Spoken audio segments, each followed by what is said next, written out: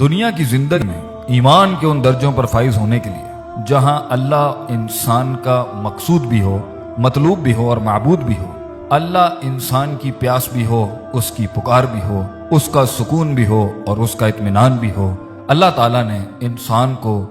دنیا کی پیچیدگیوں سے نکلنے کے لیے زبردست فارمولہ سورہ آل عمران کی آیت نمبر 164 میں اللہ فرماتے ہیں وَيُزَكِّيهِمْ وَيُعَلِّمُهُمُ الْكِتَابَ وَالْحِكْمَةَ۔ تین چیزوں کو مان کر اس پر اپنی زندگی کو گامزن کر کے انسان دنیا کی تکلیف، غموم اور ہموم سے نکل کر سکون اور اطمینان کی اور ایمان اور احسان کے درجوں پر فائز ہو سکتا ہے، جس کا پہلا سٹیج یزکیہم تزکیہ ہے۔ نفس کو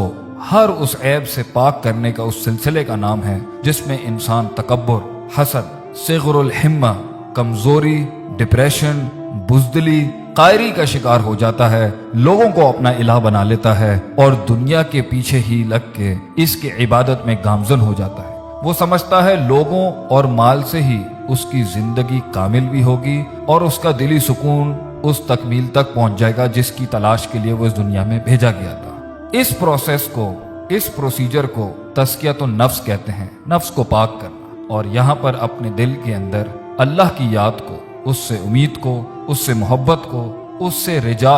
اس سے ڈرنا، اس پر توکل رکھنا، کامل اعتماد رکھنا کہ اللہ کی ذات ہی ہے جو کل تھی، آج ہے اور ہمیشہ رہے گی، اس کو اپنے اندر پختہ کرنا۔ اس پروسیس سے جب انسان گزر جائے گا تو اسے دوسرے پروسیس میں انٹر ہونا چاہیے جو ہے تعلیم، یعلمہم الکتاب۔ چیزوں کے، دنیا کے، جذبات کے، روحانی زندگی کے، جسمانی زندگی کے، لوگوں کے، اپنے، اللہ کے حقوق اور ان سے جڑے ہوئے معاملات کو ان کی جگہ پر وضع کرنا، اسے علم کہتے ہیں۔ جس کے پاس علم نہیں وہ نہیں جان سکتا سچ کیا ہے، جھوٹ کیا ہے، حق کیا ہے، باطل کیا ہے، ٹھیک کیا ہے، غلط کیا ہے، افراط کیا ہے، تفریط کیا ہے، ہر معاملے کے اندر کتنا کرنا ہے، کتنا نہیں کرنا، اللہ کے ساتھ کتنا تعلق، کس جگہ پر کیسے ہونا چاہیے، جذبات کے ساتھ، عقیدے کے ساتھ، نظریے کے ساتھ، لوگوں کے ساتھ کیا تعلق ہونا چاہیے اور اس دنیا کے اندر اپنے آپ کو کس طرح لے کے چلنا چاہیے، انسان کی ایموشنل سائیکالوجی، اس کی بیہیویئرل سائیکالوجی، اس کی محبت، اس کا پرسیپشن، ہر چیز کے بارے میں کیا ہونا چاہیے۔ اگر 4 کرنا ہے تو 5 بھی ٹھیک نہیں اور 3 بھی ٹھیک نہیں۔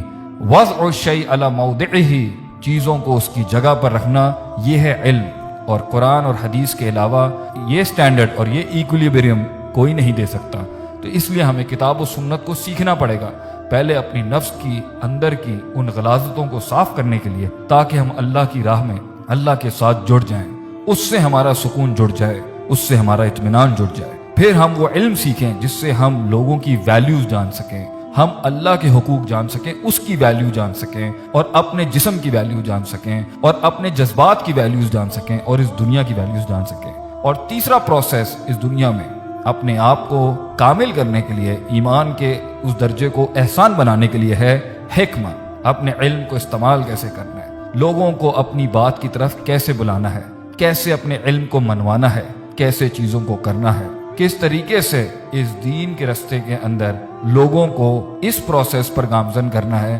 تاکہ ایک انسان ایک جماعت یعنی کہ ایک امت کی شکل اختیار کر کے ایک پورے معاشرے کی اصلاح کر سکے، اور وہ پورا معاشرہ اللہ کے ساتھ جڑ کے دنیا کے اندر سکون اور اطمینان کی طرف گامزن ہو سکے۔ جب تزکیہ نہیں ہوگا، تعلیم نہیں ہوگی اور حکمت نہیں ہوگی تو ہی انسان دنیا کو اپنا معبود بنائے گا، دنیا میں اپنا سکون تلاش کرے گا، لوگوں میں اپنا اطمینان ڈھونڈے گا، لوگوں کی عبادت کرے گا، چیزوں کو ان کی وضع سے ہٹائے گا اور دنیا میں فساد پیدا کرے گا، اپنے آپ کو الہ کہے گا یا لوگوں کو الہ کہے گا، اپنے آپ کو خدا کہے گا یا لوگوں کو یا اشیاء کو یا مال کو ہی خدا کہے گا۔ لوگوں نے اس دنیا میں وہ فساد اس لیے کیا کیونکہ وہ اصل علم سے دور تھے، اور اگر علم تھا تو نفس پاک نہیں تھا، اس میں سائیکوپیتھیز اور وہ تزکیہ نہیں تھا، اور اگر تزکیہ بھی تھا اور تعلیم بھی تھی تو حکمت نہیں تھی، کون سا کام کہاں، کب، کیسے، کس اماؤنٹ میں، کس کوانٹٹی میں، کس انٹینسٹی کے ساتھ کرتے ہیں، ان تینوں چیزوں کا بیلنس نہ ہونے کی وجہ سے انسان بحیثیت ایک امت، انسان بحیثیت ایک جماعت، انسان بحیثیت ایک فرد سکون اور اطمینان اس نیچرل بیلنس سے دور ہو گیا۔ اللہ تعالی ہمیں اپنی زندگی میں اللہ کی دی ہوئی ان تعلیمات پر عمل کرنے کی توفیق عطا فرمائے، تاکہ ہم خود کو اور اس دنیا کو سکون کا اور اللہ کے ساتھ اطمینان کا ایک گھر بنا سکیں۔